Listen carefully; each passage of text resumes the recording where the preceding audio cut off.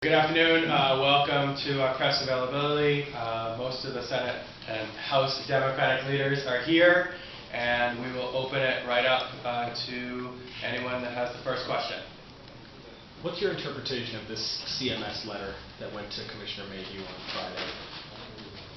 Well, this letter is more good news. It's a reaffirmation, a confirmation that the state of Maine is going to get 100% federal funding to cover tens of thousands of Mainers. The letter could not have been more clear. Again, this is just one more piece of evidence affirming that we're going to get 100% match. So we have been saying for quite some time, we have all the information that we need. This just reaffirms what we already know, and that is that we're going to get 100% match for 3 years to cover tens of thousands of people, health care, and there's no reason why we wouldn't move forward. Why are they saying that the letter said the opposite? I don't know. It's really confusing. I think the governor and the commissioner have been dead set against making sure that tens of thousands of Mainers get health insurance, and this is just another piece of evidence from them saying that they want to delay and deny health care to tens of thousands of Mainers. It couldn't be more clear.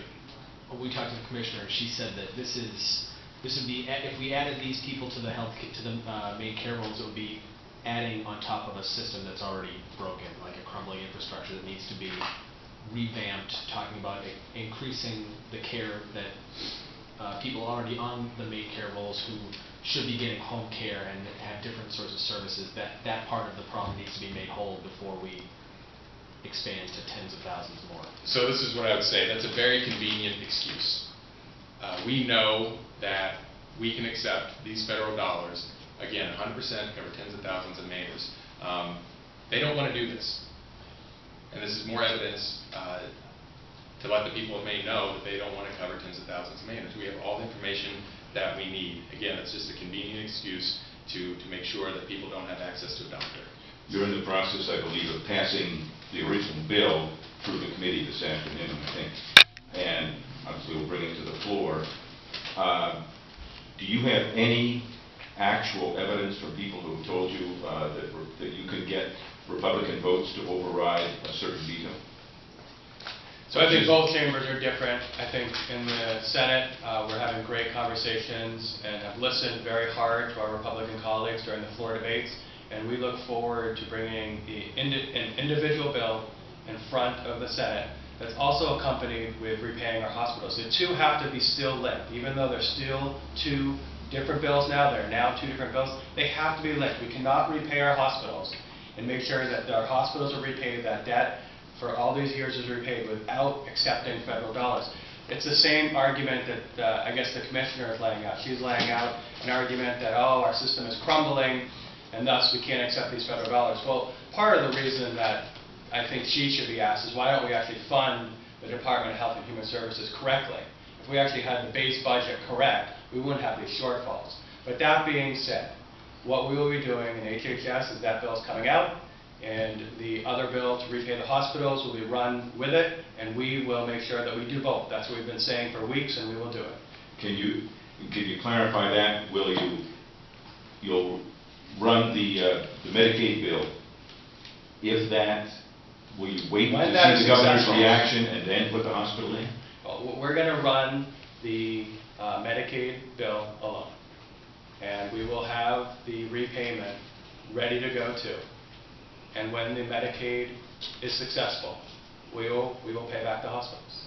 The administration has expressed, I guess, some skepticism over language in the CMS letter from the May 24th that says that they would tentatively approve the expansion to this group of individuals. You apparently don't share that skepticism with the use of the word tentatively. Or? What we do know is our federal partners have given very clear guidance to what the Department of Health and Human Services here in Maine needs to do. And that is fill out a form, put a stamp on an envelope, and send it. We know what the answer is going to be. They just need to act, and they're not acting. If the expansion bill does not pass, will you guys take up the hospital debt on its own? When we get to that situation, we will absolutely make sure that we fulfill the promise that we made to Maine people, is that we are going to pay our hospitals back. But we feel right now what's in front of us, and what we've always said, is that these two bills have to be linked. You can't do one without the other. And so Now that they're individual bills, they will be linked, and they both will be run with the ability for both to pass. So is that a yes to voting alone on the hospital debt? There are two individual bills right now. So first, we will make sure that the hospital's debt that occurs as far as that bill will happen, and that bill is being right now referred tomorrow in the Senate. And then as far as the Affordable Care Act and accepting federal dollars, we will absolutely run that first. I mean, we have to make sure that we get this done for Maine people. We will continue fighting for health care for Mainers. You will run that first, but you will run each one separately. Yes, I mean, they're two individual bills. And that's what I think it's really important. We learned a lot throughout the debate, both in the Senate and the House, as we ran the prior bill. And one of the things was we could support this from the Republicans. We could support this if it were a standalone bill. We could support this if we knew that the feds weren't going to renege. I think that the Health and Human Services Committee met this afternoon. They looked at the bill again. They offered an amendment to address that concern around the federal funding. If they pull out, if the feds pull out, we pull out. And I think that what we are really trying to do is find the middle ground with Republicans and really listen to what their concerns are and meet them in the middle. This is too important not to get done. You mentioned if you would run the hospital bill separately. Are you talking about the one that's still in VLA, Senator Flood's bill, or are we talking about the proposal that the governor said that he was going to introduce, which is, from what I understand, identical to Senator Flood's bill? We'll be moving tomorrow the governor's bill from the Senate floor to appropriations. To appropriations? Correct. To put it in the budget? Nope, to have it there as the previous hospital repayment needed to do. It had to be taken off the special appropriations table, and so we're just going to skip the step. The discussion has happened in VLA. That was a compromise, a unanimous compromise out of VLA, and so it will end up in appropriations tomorrow, and it will sit there until it gets taken off the special appropriations table. Awaiting the result of the vote on the Medicaid expansion. Correct. And excuse me, not to prolong this any too much, but and awaiting the governor's reaction to when you pass that. I mean, we know the governor's reaction to making sure that 70,000 people have basic health care coverage. Not only does he not want to do that, but he, since he started office, has thrown out tens of thousands of people off of Maine care. So we know what the governor does and what his values are. We have a very different vision for Maine people and fighting for health care for ordinary Mainers that are working hard every day that can't afford health care. And so we know what his reaction will be. We're now working with our Republican colleagues, listening to what we heard on the floor of the Senate and House, and trying to come up with that compromise so that we can accept these federal dollars and get this done for the state of Maine. You mentioned that some of the conversations with Republicans they seem to be somewhat positive. How about in the House? Are those conversations taking place, and how are those going? I think there's still a willingness and an openness to see what we can get done here. I think there's a recognition, as we learn more, as the Republicans learn more, there's more of an acknowledgement that this is really a great deal for the state of Maine. So yes, I think there are a number and enough Republican colleagues that are open to the conversation. And if we can meet some of their concerns, which I think we'll be able to do, we'll be able to all be successful, and we can tell the people of Maine we did the right thing. We came together in a very bipartisan way, listened to one another, and there was too much at risk not to do the right thing, that is, provide health coverage for tens of thousands of Mainers. If I could switch to budget and taxes for a minute. I'm sorry that wasn't here yesterday. I know you talked about it some. It sounds like that from a leadership position, you're committed to moving forward with the notion of, you would say, delaying the tax cut. The Republicans obviously would say raising taxes. So you're committed to move forward at this point with that option? What we've said all along is that we're committed to looking at all of our options. But after listening to hundreds and hundreds of Mainers come to the State House, going to Brewer, getting emails, getting phone calls, people realize that this budget is a non-starter. It raises taxes on every single Mainer. And so we, as Democrats, do not want to raise taxes on every single Mainer. This governor's budget does, and it's as simple as that. And so we're working with our Republican colleagues to look at whether it's a push or looking at a suspension of a tax cut that was never paid for. And we absolutely believe that's the best route to move forward because it's one vote. It's one vote that we all can take to take a look back in time and realize that we never paid for these. This is all based on the hope and prayer that our economy was going to recover. Well, it hasn't. We all wish that it had, but it hasn't. And so now we can take a look back and say, these tax cuts weren't paid for, and right now we have a budget that passes on over $400 million of property taxes to Maine homeowners. And we can't afford to raise taxes on working Mainers and homeowners of Maine. The Republicans so far seem to be saying that this would be a tax increase and that it's a non-starter for them. Do you believe that's so, or do you believe they'll be flexible on it? Well, I don't know if it's a non-starter or not, but I think the Republicans are in a fantasy land. I mean, last year they claimed they passed the largest tax decrease in the state that was unfunded, and now they're turning around and paying for it with the largest tax increase in the history of Maine, which is a clear fact. And we've never going to have a bigger tax increase on property tax payers than what the governor's budget does right now. So, I mean, you know, they can make these claims and all that, but the simple truth is that they are the ones that are raising taxes on the people of the state of Maine. Are you, I realize you don't want to influence, I assume, the Appropriations Committee, but are you pretty confident that the budget that emerges from them, and Senator Hill said her goal is to get it done in the middle of next week, will include the delay or postponement, however you refer to it, of the income tax cut? I'm confident that the budget that gets passed out next week will be a much different budget and a much fairer budget than what the governor has put forth into the state of Maine. And that I know will happen because there's Democrats, Republicans, and Independents that all have agreed that this budget that the governor put out is a non-starter. It's a budget that his own commissioner called a budget of desperation. It's a budget that he said he doesn't even like. So this will not be the same budget. It will be a better budget. It will be a budget that does not increase taxes on every single Mainer through property taxes through this shift that he's done. And we look forward to the Appropriations Committee doing their work over the next 9 days. Are you anticipating unanimous budget?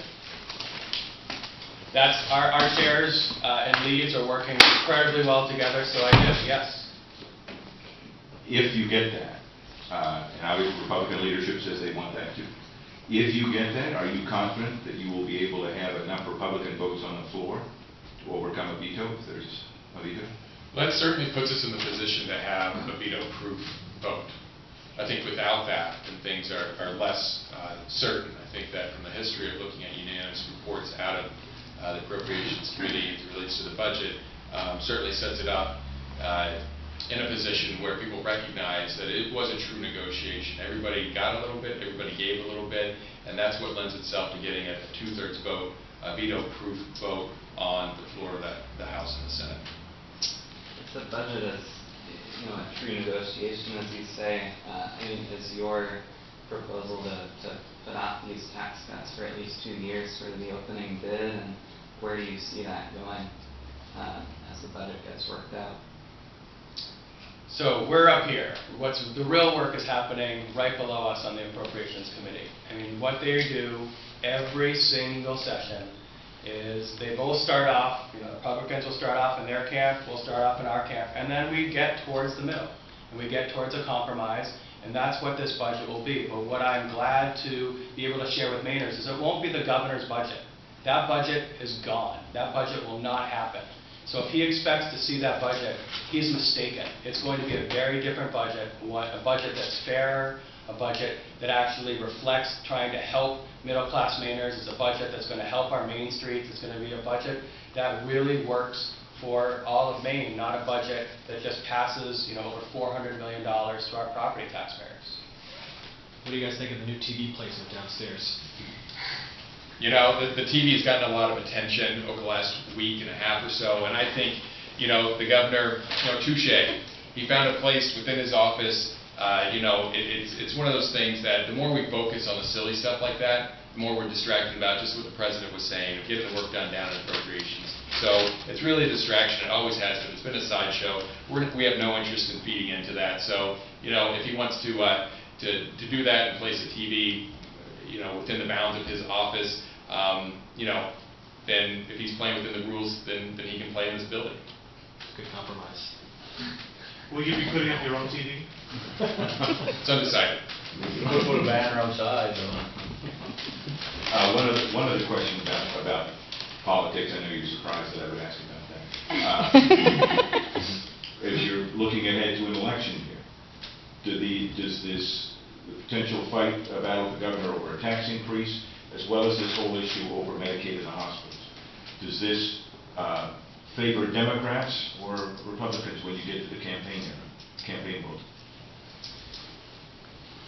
Mainers elected Democrats to run the legislature in November. We're here governing, getting stuff done. We're tackling the biggest issues that the state of Maine is facing: energy policy, public education, healthcare, jobs in the economy. I think when we get done next April, people will look at our work and realize that in divided government, Democrats under very, very smart leadership, under leadership that we understood in divided government, we can't ask for everything. They're going to look at our work and they're going to say, you did a hell of a job. And I think our caucuses understand that we can't get caught up in the governor's distractions. We can't get caught up in what the governor is spouting off every day. We have to do the work that we were sent up to do here. And so far, I think we're getting it done. And I'm proud of the work that our caucuses are doing.